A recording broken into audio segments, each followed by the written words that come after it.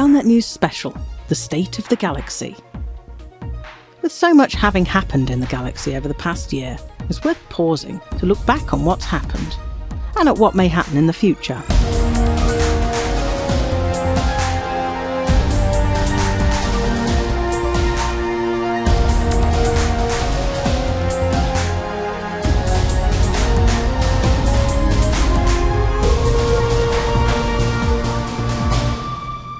By our reckoning, the militant Republican movement in the Empire, the Neo-Marlinist Liberation Army, has been responsible so far for 15 starport bombings. The first 3 Imperial stations on September the 10th, 3306, Kepler Orbital, the 9 Martyr stations, and 2 Marlinist starports. They've also carried out a number of killings, including Prince Harold Duval, one of the leading members of the affiliated counter-terrorism unit, Neve Suetonia, and were responsible for both a war in the Madrid system and a civil war in the Marlinist colonies, and, indirectly, for a federal incursion into Hadrian Duval's Parisa system after they, apparently wrongly, accused him of organising the NMLA. In unrelated news, Hadrian is expecting an heir, which may upset the imperial succession.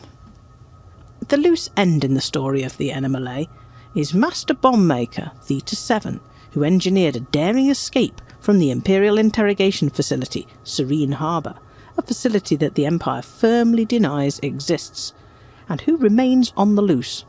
Until he is apprehended or killed, there is a very high likelihood of more starport bombings and a further disruption to the Empire and to the peaceful Marlinist colonies. The Federation wasn't affected by Republicans. Instead, it's run by them, specifically President Zachary Hudson.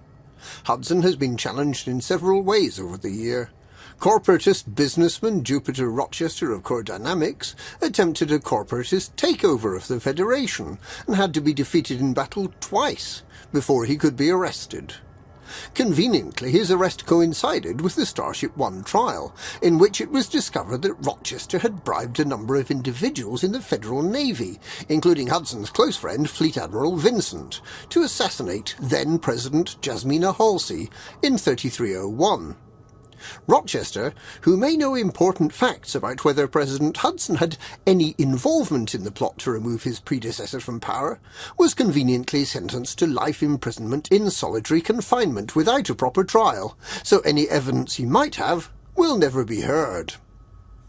Following the 9 Martyrs bombings, Hudson and his Vice President, Jerome Archer, introduced a law permitting the interception of all communications within the Federation.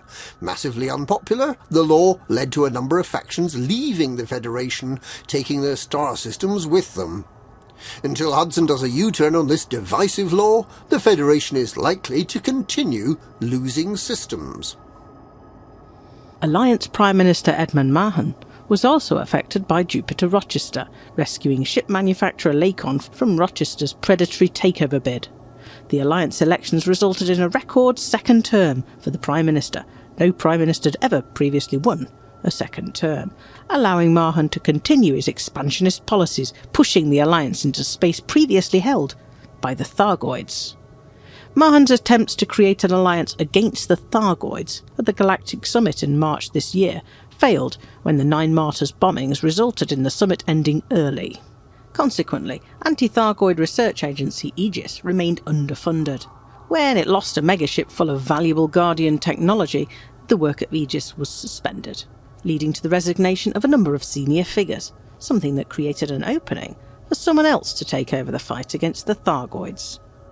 A figure known only as Salvation has been guiding, some might say manipulating, commanders to research the 200-year-old history of Azimuth Biochemicals, an organization that had very early access to both Guardian and Thargoid technology, and which developed a prototype weapon using Guardian power.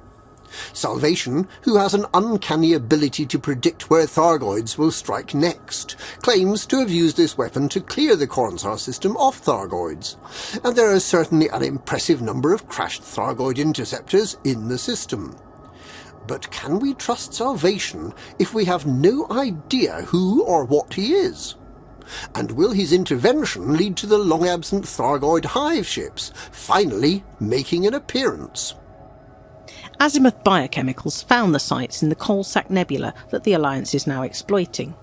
They were also involved in efforts to hide the coming Thargoid invasion from humanity in 3303, apparently because they'd been attempting to develop hybrid Thargoid human ships, intending first to wipe out the Thargoids and then to control humanity. Their plot failed, partly because Thargoid technology proved too hard to master, and partly because the Thargoid invasion arrived far faster and was far more intense than the Azimuth researchers had anticipated. Logs recovered from their research facilities refer to the Witch, who may have been their leader. The identity of the Witch, who is almost certainly a powerful figure in business and politics, remains a mystery. 2 Dredger clans have been found. The Scrivener's clan was found looting one of the Azimuth biochemicals megaships, the Hesperus, but suddenly vanished. It may have found something of immense value on the Hesperus, or it may have got wind of something even more valuable. Its whereabouts are unknown, although it's believed to be within 500 light-years off the wrecked Hesperus.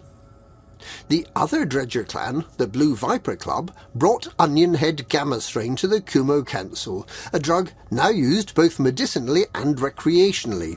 The drug also brought the Kumo Council into conflict with pharmaceutical giant Neo-Medical Industries.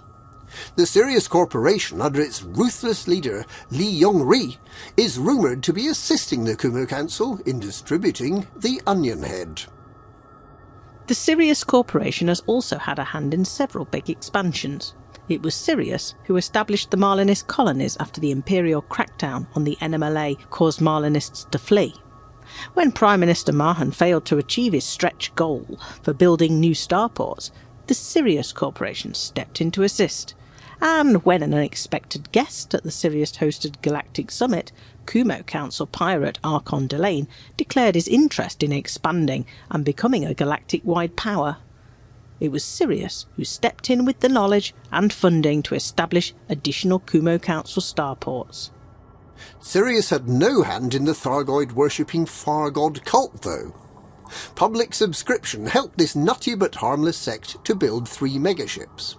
One megaship is travelling round human-occupied systems, encouraging systems to sign up to a life of hopeless fatalism. The second megaship will take more pessimistic members of the cult to meet their inevitable fate at the hands of Thargoids. And the third megaship will take hopelessly optimistic Far God cultists to meet with the Far God and to be turned into angels. As the Far God conception of angels is to be a human-Thargoid hybrid, perhaps they should have a word with the scientists at Azimuth. But you can bet the Thargoids won't be pleased to see them.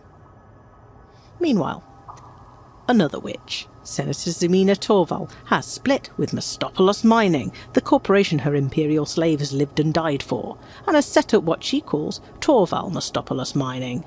The significance of this move is yet to become clear. Everything in the galaxy, all the stories and all the players, are intertwined. There are many threads that do not yet have a neat ending. Perhaps they never will. But the galaxy remains dynamic, evolving, and exciting to live and die in.